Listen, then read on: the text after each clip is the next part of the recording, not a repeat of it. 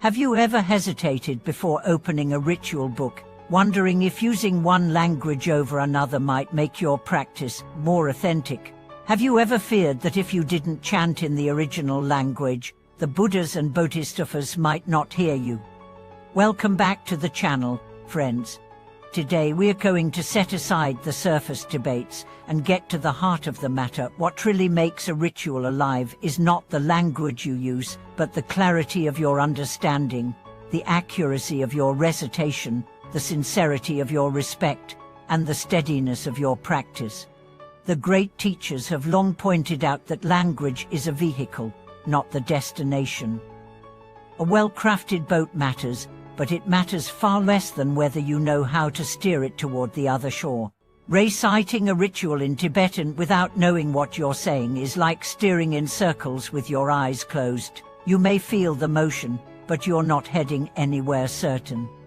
Reciting in Chinese, or any language you understand, with full attention and comprehension, can deliver the intended blessings and transformations far more surely. Understanding is the foundation. When you know what each line means, each word becomes a stepping stone in your mind, leading you deeper into the field of the ritual. Without understanding, your mind wanders, your lips move mechanically, and the ritual becomes a hollow performance. This is why many masters encourage students to study the meaning alongside the sound.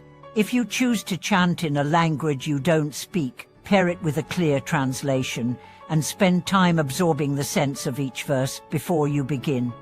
Accuracy is the second pillar. Whether in Tibetan or Chinese, every syllable is a seed. Inaccurate pronunciation can twist the meaning, sometimes subtly, sometimes drastically.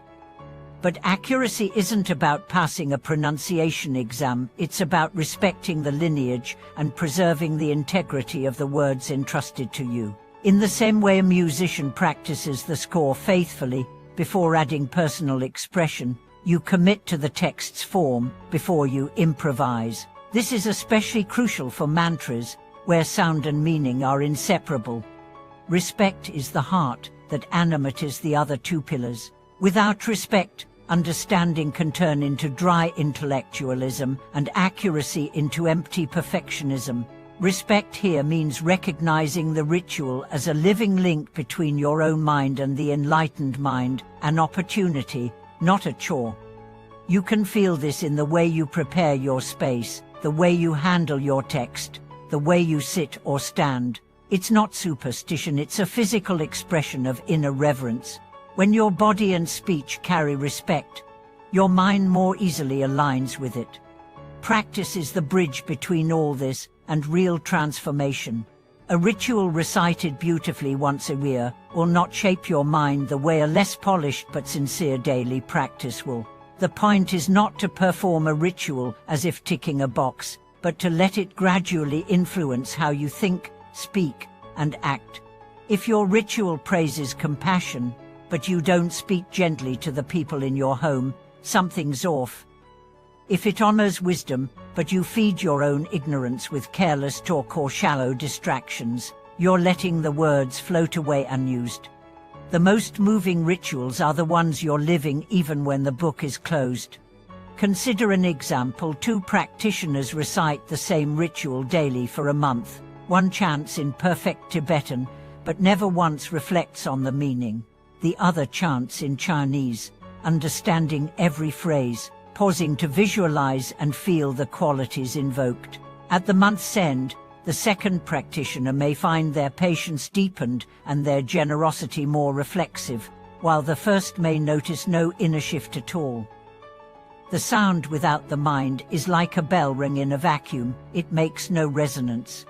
This doesn't mean you should avoid learning the original languages of the rituals. In fact, learning them can deepen your connection to the tradition and preserve its richness. The point is to approach them with a balance, study the sound and the meaning together, let them feed each other, and choose the language that lets your heart and mind be fully present. If you can be both accurate and mindful in Tibetan, do so.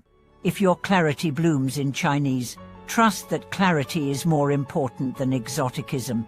In daily life, the principle is the same. If you know a friend's language, speak it to connect more deeply. If you don't, find a shared language rather than insisting on your own. The Buddha's teachings were given in the languages people understood. That's why they could take root. Your practice, too, should speak the language your heart understands best. So before your next ritual, ask yourself, do I understand what I'm about to recite? Am I prepared to say it accurately? Will I hold it with respect from first syllable to last? And will I live even a fragment of its message after I close the book? If your answer to each is yes, then the question of Tibetan or Chinese becomes secondary. You've already chosen the language that matters most, the language of sincerity. Thank you for watching this video.